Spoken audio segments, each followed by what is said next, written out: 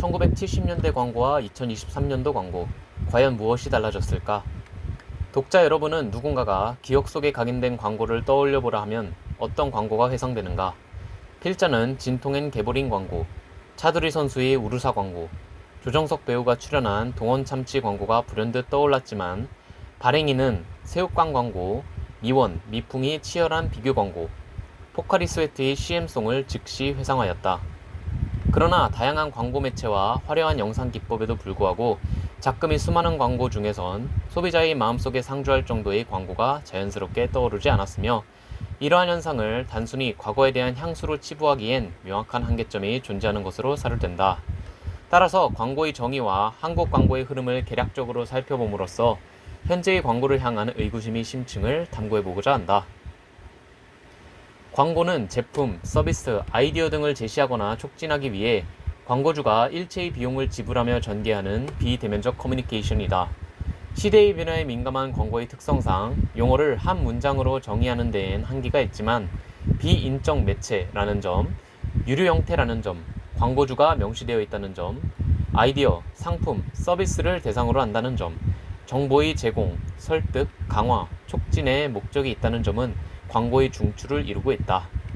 흔히 광고와 혼용되는 개념인 홍보도 정보 전달을 목적으로 비인적 매체를 활용한다는 측면에선 공통점이 있지만 주관적인 정보를 전달하는 광고와는 달리 객관적인 정보를 제공한다는 점, 무료 형태라는 점, 광고주를 명시하지 않는다는 점에선 명확한 차이가 존재한다.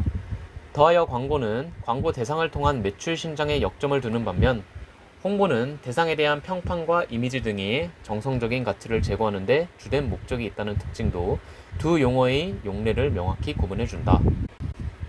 문헌에 기록된 한국 광고의 효시는 고려시대, 근대 조선시대의 상점들이 내건 간판에서 찾을 수 있지만 전술한 현대 광고의 개념은 우리나라 최초의 신문 광고에서 비롯되었다.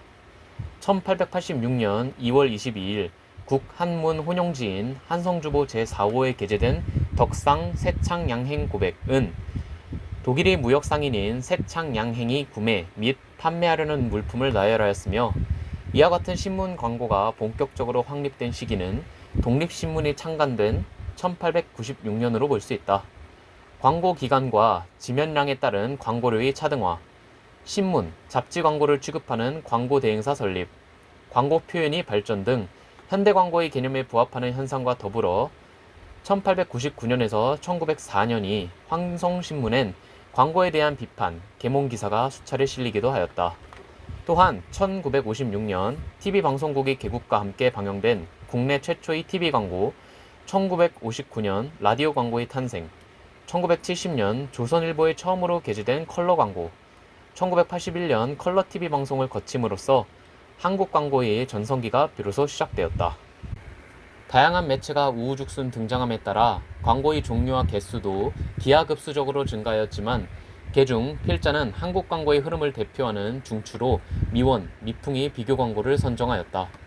물론 이 외에도 대중들 사이에서 화제가 되었거나 혁신적, 기술적인 걸작으로 회자되는 광고들이 즐비하지만 문화자본, 장과 같은 사회학적 개념을 내포한 광고는 이 광고가 가장 대표적이었기 때문이다. 여기서 문화자본이란 첫 번째, 예술과 문화에 대한 객관적 지식, 두 번째, 문화적 취향과 선호, 세 번째, 공식 자격, 네 번째, 문화적 기술과 실제적인 지식, 다섯 번째, 자신을 차별화하고 좋음과 나쁨 간의 구분을 만들어내는 능력을 말하며 필자가 선정한 광고는 2번과 5번의 정의에 해당한다.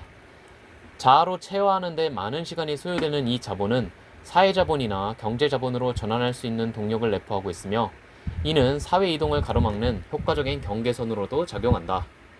또 다른 개념인 장도 문화자본이라는 개념과 깊은 연관이 있다.